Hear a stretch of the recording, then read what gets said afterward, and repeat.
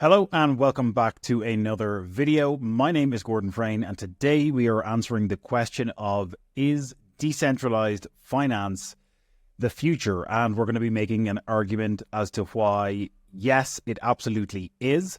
But before we jump into the topic, please make sure to smash the thumbs up button below. If you enjoy the content, please make sure to smash the subscribe button as well. We're on the road to our first 1,000 subscribers, and make sure to hit that bell notification icon as well so you can get notified every time we drop a new video. We are dropping multiple videos every single week for you to stay up to date on all the latest moves in the cryptocurrency ecosystem. So make sure to get notified. So jumping into the video and answering the question of, is decentralized finance the future? We've done a couple of other videos on this topic, but just to reiterate, the real difference between decentralized finance or DeFi and centralized finance or CeFi or traditional finance, as we often refer to it as, really what this whole paradigm shift that Bitcoin and the cryptocurrency ecosystem is creating is the fact that we can transact with one another and with anyone else anywhere on the planet without the need for a centralized intermediary.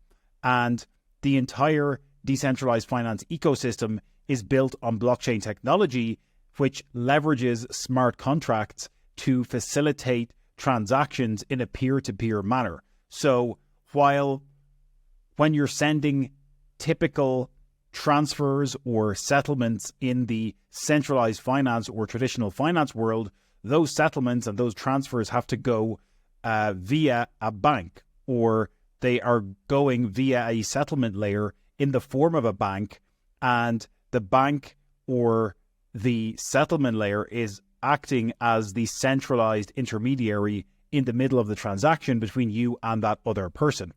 So DeFi removes or eliminates traditional intermediaries and employs smart contracts to execute those transactions, while CeFi relies on intermediaries like banks and centralized entities.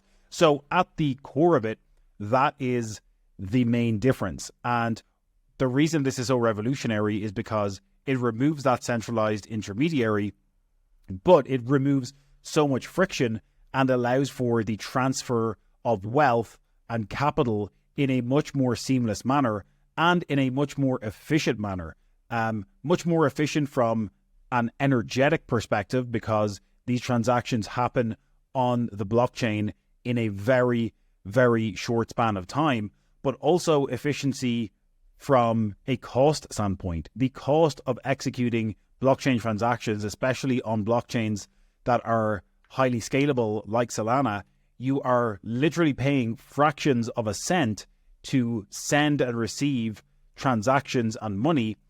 You know, oftentimes you could be sending up to hundreds or thousands of dollars and only paying a fraction of a cent or a couple of cents in order to do so, versus centralized finance where you're going to pay, you could be paying 1%, 2%, 3% on a typical transaction being routed via a centralized intermediary or settlement layer.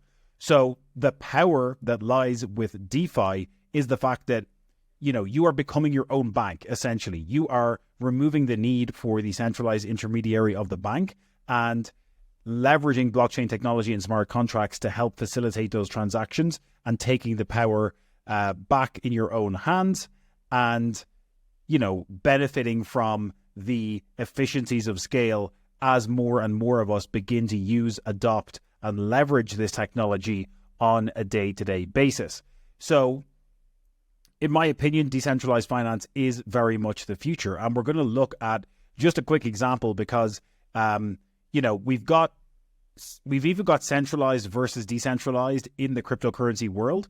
And when we think about centralized within crypto, what we're talking about here are, entities like centralized exchanges. So the likes of Binance and Coinbase or KuCoin, these centralized exchanges, they still often act as that middleman to facilitate transactions where you might want to swap Ethereum into Uniswap, for example, into their native token, or Ethereum into the native token for MakerDAO. So Binance or Coinbase as the exchange facilitates the transaction or the conversion of your Ethereum into MakerDAO. And you are relying on the exchange to help you execute that transaction. But the decentralized aspect of DeFi really comes into play when we use and leverage things like decentralized exchanges like Uniswap, which we will look at in a moment. So decentralized exchanges like Uniswap, they are not acting as a middleman in the transaction, but if you wanted to swap Ethereum for USDC, for example, Uniswap allows you to do that by executing the swap or the conversion of Ethereum for USDC by using a smart contract. So you have a wallet like MetaMask or a different cryptocurrency wallet where you can be holding your Ethereum. You connect your wallet via a smart contract to Uniswap, the decentralized exchange, and that allows you to execute the conversion of Ethereum into USDC with a smart contract. So we're going to show you a real example of that so that you can start to understand the power of this. And really, what we're doing here is we're over on uniswap.org, so we're actually on the Uniswap decentralized exchange here, and we are connected to our MetaMask wallet. So again, MetaMask is one option here, but Uniswap does support a number of different cryptocurrency wallets. You need to set up your own wallet and make sure that you have funds in your wallet in order to be able to use a DEX like Uniswap.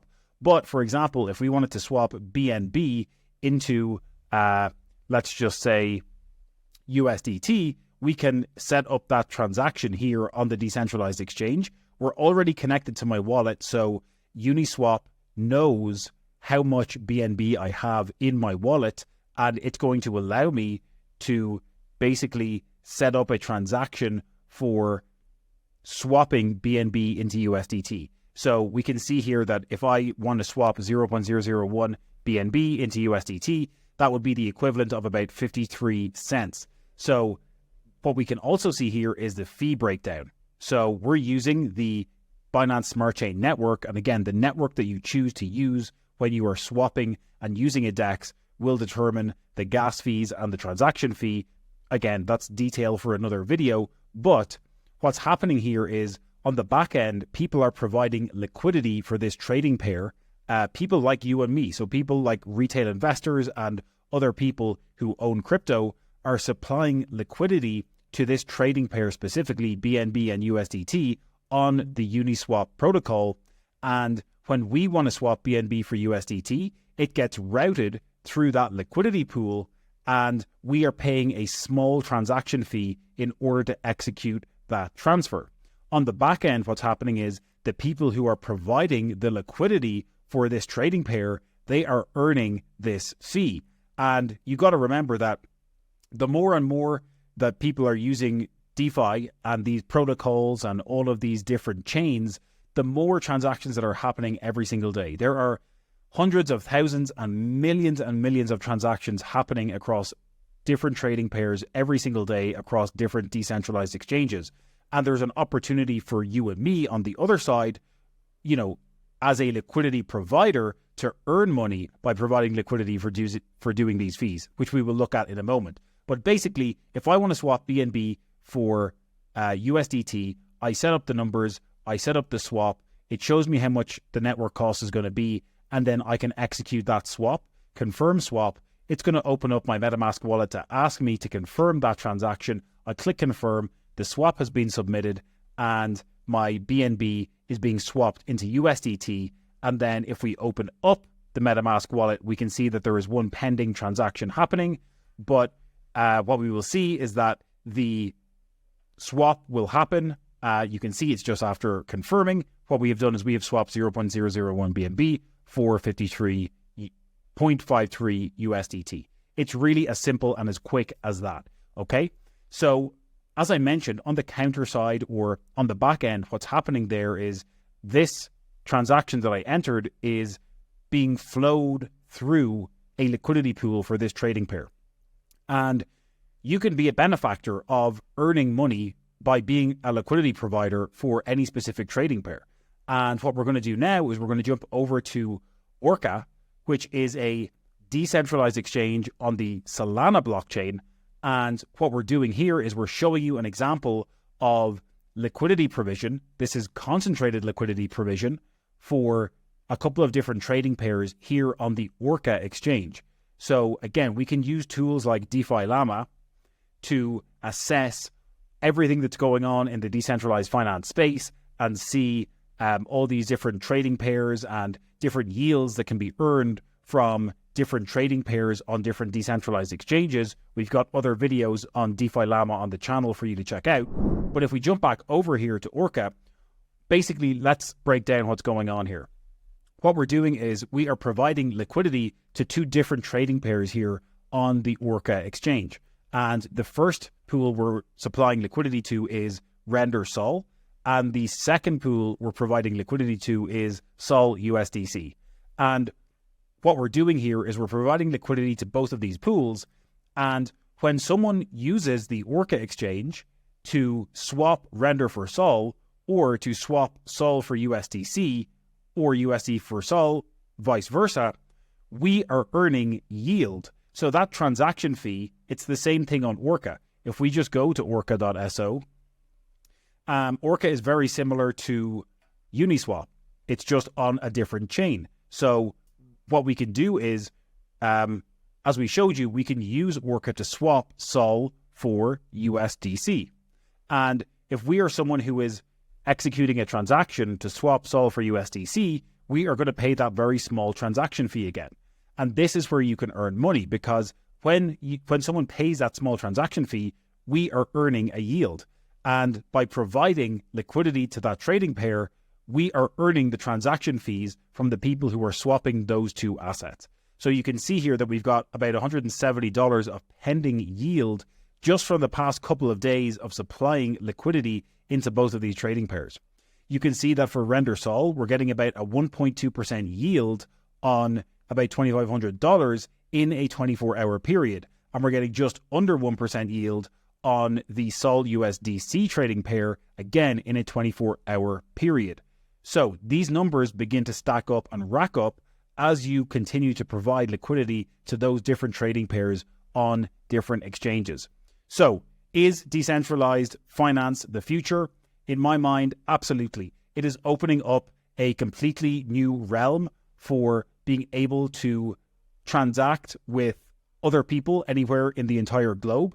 We didn't even touch on lending platforms like Aave, but again, we've got the ability to use protocols like Aave for lending and borrowing in the decentralized finance world. So again, rather than having to go to a bank and submit an application and get processed and get approved, you can get instant loans and lend money as well on protocols like Aave without having to go through that rigorous process. If you own, for example, $10,000 worth of Ethereum, you can use that Ethereum as collateral and borrow out against it at a certain loan-to-value ratio. Now, most of the loan-to-value ratios go up to about 80%. You may not want to do the full 80% in case the price of Ethereum changes drastically in a short period of time. So being more sensible and doing something like 50% is probably more realistic, but you can use protocols like Aave to supply liquidity and put up your Ethereum where you can earn an APR on the Ethereum that you're already holding anyway, plus you can use it to borrow against, up to 50, 60, even 80% loan to value ratio if you so pleased, and then use that to maybe go buy even more Ethereum or use it for staking or use it for earning yields greater than the interest rate that you're going to be paying back anyway. So this is the power of decentralized finance. Decentralized finance is absolutely the future, and I hope you got some good takeaways from the explanation here today. As always, if you enjoy the content, please make sure to smash the thumbs up button below. Please hit that subscribe button. We're on the road to our first 1,000 subscribers. It would mean the world if you subscribed, and make sure to hit the bell notification icon so you can get updated every time we drop a new video. We've got multiple videos every single week, and as always, we'll catch you in the next one.